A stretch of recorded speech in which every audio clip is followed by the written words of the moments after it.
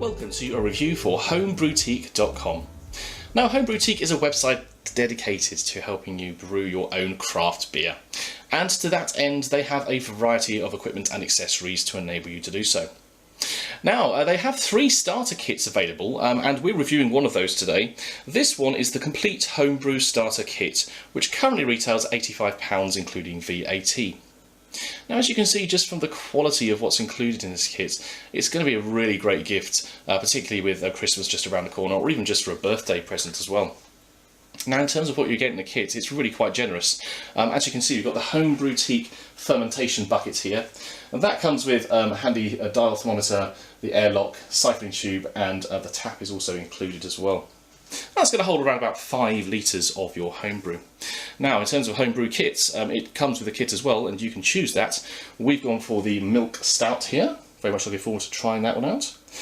And with the kit itself, you get some personalised information about the particular variety of beer that you're going to be brewing, and some really nice bottle labels as well.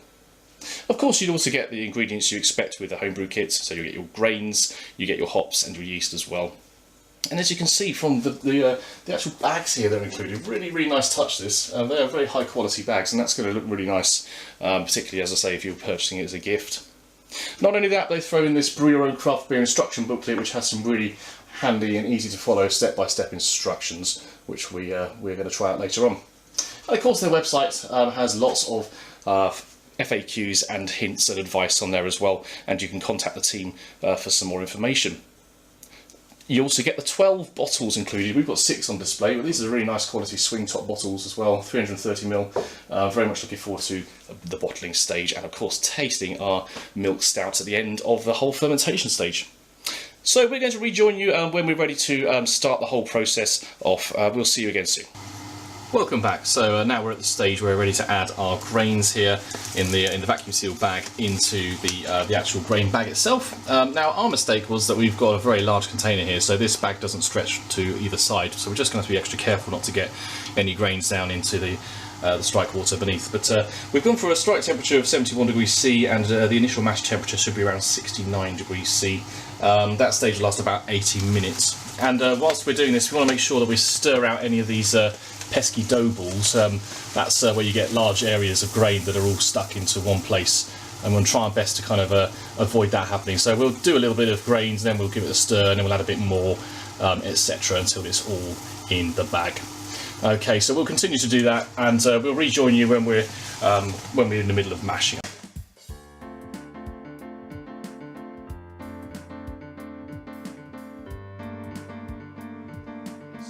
Partway through the mash stage, which should last around about an hour in total.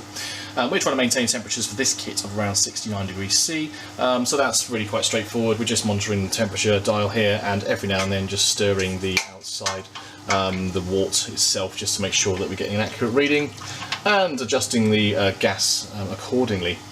So that's going to, as we say, take around an hour, and we'll probably rejoin it at the beginning of the boil stage.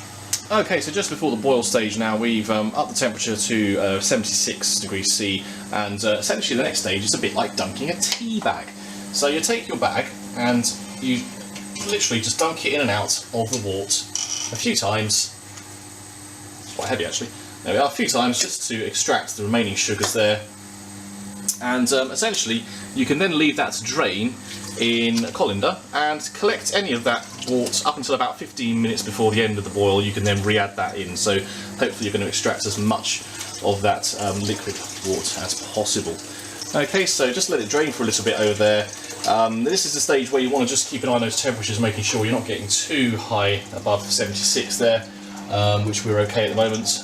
We don't want to get any of those nasty flavours coming through into the brew itself. So there we are, so leave that to drain for a little bit, and then you've got your colander ready over a saucepan there to collect any of the remaining wort there, and we'll just transfer that over, I think right about now. Here we go, in it goes. Okay, super. So now we're going to up the temperature now and get this boiling, and we'll rejoin you. So we now reach the boiling stage, and this is also the hop break where the liquid has come through the foam, so we're ready to add our first hop addition, which is going in right about now. Right, so we've got around about 10 to 15 minutes of the boil stage remaining, and we've just added our packet of finings, which are very helpfully labelled, as you can see there. So those are going to help improve the aroma and some of the clarity overall of the beer as well. So in around about 5 minutes time we're going to add the second hop addition. We'll join you again. Right, okay, so we're now at the stage where we're ready for the second hop addition now, and after this there's about 10 minutes to go of the boil stage before we start the crash chilling. So here goes the second addition of hops in now. Smells wonderful, and we'll catch you again when we're crash chilling. Okay, so you join us at the stage now where we are crash chilling our wort upstairs, and that's in the bathtub, having an ice bath there, so hopefully that won't take too long. But while that's going on, we are sanitising the rest of our equipment here, including the fermentation bucket. We've also got our grain bag in there because we're going to drain through the wort, and hopefully that'll take out all the hops that we put in earlier. And we've got the lid and the airlock as well in there, just to make sure. We've also drained a little bit through the tap to make sure that's sanitised, and we're keeping some of that sanitizer for later when we put some back into the airlock. Well, that's the plan anyway. So very easy process so far. It's just really reassuring to read through the instructions. Clearly they know what they're talking about here. It's really laid out very easily to follow, so that's a real bonus so far. One thing we forgot, our own fault, we put the lactose sugar in a little bit too late there, so we had to boil it for just a little bit longer there, but yeah, that's an amateur mistake. That's not reading the instructions properly. Anyway, so we're going to rejoin you, I think, when we're at the stage we're ready to pitch the yeast, so that's around about 21 degrees C once our water has cooled down to that point, and we'll see you again then. Right, welcome back. So we have sanitised all of the equipment, and we have reinserted the brew bag into the fermentation bucket here, and we're now ready to pour in our wort, which has been chilling nicely down to around about 21 degrees C. Once that's done, we're going to add our yeast, or pitch the yeast as it's called, and then we'll stick that in a warm place for a good few days, hopefully, to start that fermentation process. Right, we'll rejoin the process.